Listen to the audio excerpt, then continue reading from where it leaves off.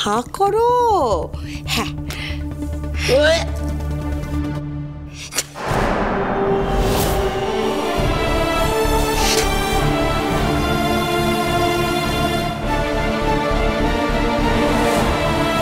নিয়ে জানে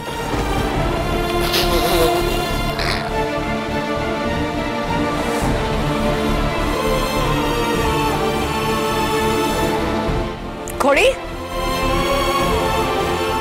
এটা পায়েস হয়েছে। এটা পায়েস হয়েছে নাকি? এত নুন পায়েসে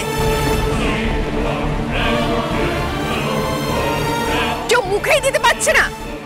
নুন? সেটা কি করে সম্ভব? কি করে সম্ভব? তাহলে নিজেই খেয়ে দেখো না।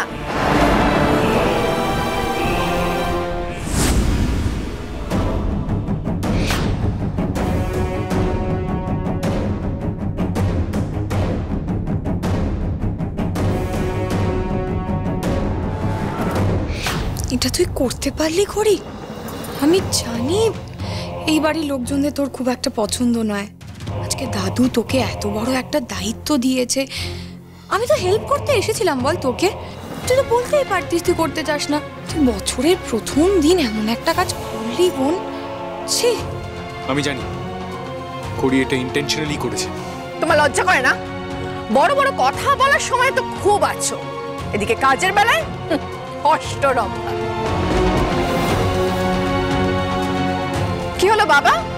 আপনি তো আপনার বড় নাত বউকে এত বড় একটা রেসপন্সিবিলিটি দিয়েছিলেন, দেখুন। ওহ বৌদি, এই মেয়েটা কোনো রেসপন্সিবিলিটি সামলাবার যোগ্যই না। She is out and out good for nothing. আমার কাজ শেষ। তোর কবরের শেষ পেরেকটা আমিই পুঁতে দিয়েছি। এবার শুরু হবে আমার পয়লা বৈশাখের সেলিব্রেশন। ওমা, আমি একটু বিশ্রাম নিতে যাচ্ছি। পায়েসটা খেয়ে না কেমন গাটা গুলিয়ে উঠলো, শরীরটা খারাপ লাগছে। না না ঠিক আছে। আরে বাবা, পায়েসে মিষ্টি জায়গায় কেউ নুন দিলে তো এরকমই হবে। তুমি যাও থেকে, যাও যাও যাও, তুমি বিশ্রাম করো, যাও যাও। আপনি মিষ্টি পায়েস এসব কিছুই বানাতে পারেন না, এটা শুরুতেই বলে দিতে পারতেন। না হলে কি আমাদের বাড়িতে হতো না প্রত্যেক বছর এই দিনে আমরা মিষ্টি পায়েস এসব খাই? It's more like ritual. এবারে আপনি দায়িত্ব নিলেন আর পুরোটা নষ্ট করে দিলেন, মাটি করে দিলেন এই দিনটা আজকে। কেন কেন বলুন? ছোট মুখে বড় কথা বলছি। বৌদিমণি তো পায়েস আর মিষ্টি খুব ভালো বানিয়েছে, আমি তো খেয়ে দেখেছি, খুব ভালো হয়েছে। আই মিনতি, কি বলতে চাইছো? হ্যাঁ, তাহলে কি পরে কেউ ইচ্ছে করে চিনির জায়গায় নুন মিশিয়েছে? হ্যাঁ, হয়তো কেউ ভুল করে চিনির বদলে নুন দিয়ে দিয়েছে।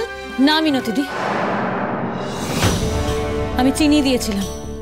এত বড় ভুল আমি করতে পারি না। আপনি করতে পারেন না, তাহলে এই ভুলটা হলো কি করে? এক্স্যাক্টলি, ভূতে এসে নুনটা দিয়ে গেল, তাই তো? আমার তো কোনো ভুল হয়নি, আর রান্নাঘরে আমি আর মিনতি দি ছাড়া তো কেউ যায়ও না। তাহলে পায়েসে নুন মেশালো কে?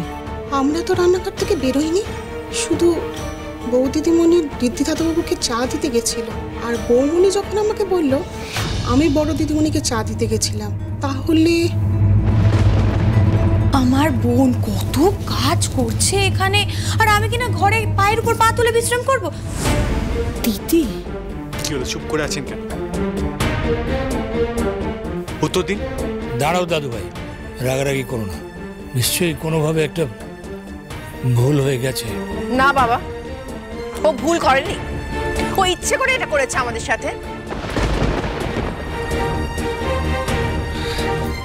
দেখেছো বৌদি, আমি বলেছিলাম না, ধৈর্য ধরো, তাহলে ছোপ পুছে কোপ মারার সুযোগ পাবে। দেখলে বৃদ্ধি, এখন এখানে দাঁড়িয়ে আছো কেন? যাও জামাটা বদলে এসো।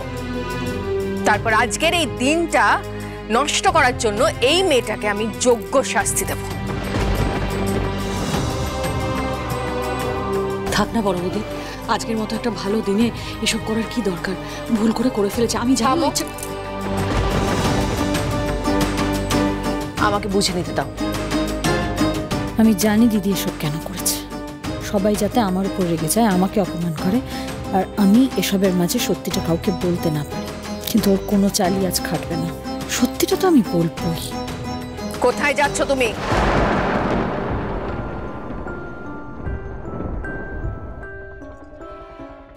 আজ যা যা হলো তার উত্তর আনতে যাচ্ছি। আপনারা জানতে চান তো এই পায়েসে নুন কি করে হলো? একটু অপেক্ষা করুন, সব জানতে পারবেন।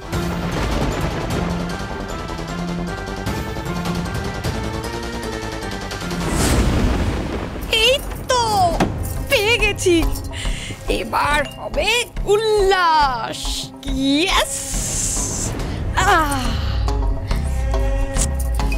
আজ বাড়ি ভর্তি লোক খড়িকে কথা শোনাবে, আর আমি এখানে আমার নববর্ষ সেলিব্রেট করব। ইয়ে, এতদিন ধরে বড়লোক বাড়ির বউ হয়েও এই মজাটাই আমি এনজয় করতে পারিনি। তাই একটু পায়ের উপর পা তুলে আরাম করব, একটু রেস্ট্রিকশন ফ্রি লাইফ হবে, যেখানে আমি যা চাই তাই করতে পারবো, তবেই তো বড়লোক টাইপের ফিলটা আসবে।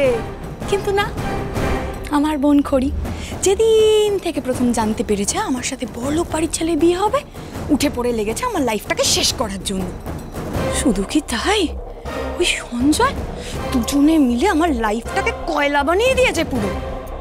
কিন্তু আর না, এবার খড়ি তুমি তোমার জাসুসিগিরি আর কৌতূহল নিয়ে এই বাড়ির বাইরে বেরোবে, আর আমি হব এই বাড়ির রাজরানী। Cheers to me.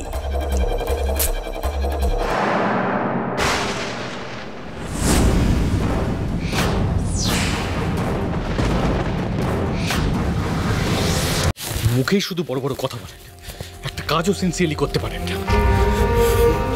দাদুকে এভাবে কষ্ট পেতে হলো, আমাদের এরকম বাজে মিষ্টি খাইয়ে অপমান করে বছর প্রথম দিকটাই নষ্ট করে দিলে।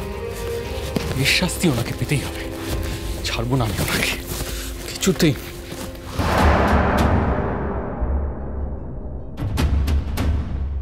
খড়ির ব্যাগে দুধের রিপোর্টটা কেন সেটা তো দেখা হলো না একবারও।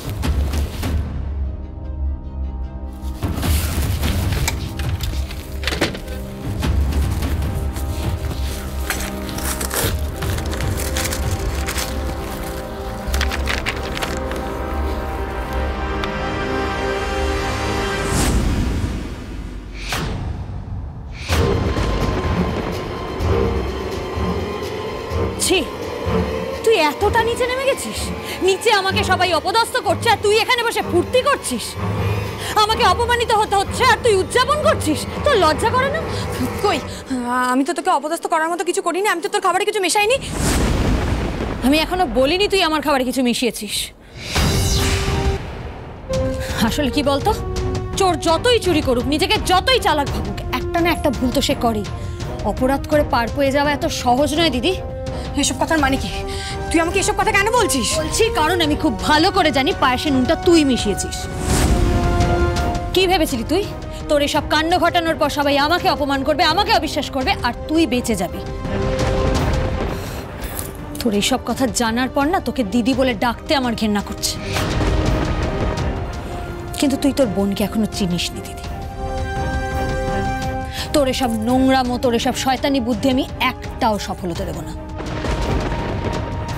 আমি এক্ষুনি নিচে যাব আর সবাইকে সত্যিটা বলবো, প্রমাণ সহ। আমি অনেক সহ্য করেছি, আর তো সহ্য করবো না। তুই এখনই নিচে যাবি, সবার কাছে পায়ে পড়ে ক্ষমা চাইবি এক্ষুনি। আমি তুই যাবি, তুই এখনই যাবি।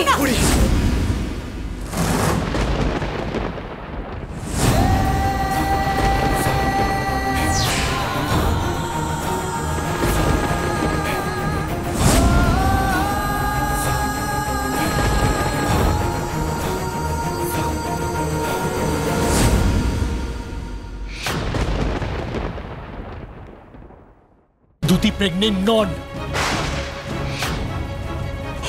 নাটক করতে হলো। এই মিথ্যাগুলো আমাকে বলতে বলেছে। আপনি যে অন্যায় করেছেন তার শাস্তি তো আপনাকে পেতেই হবে দুটি।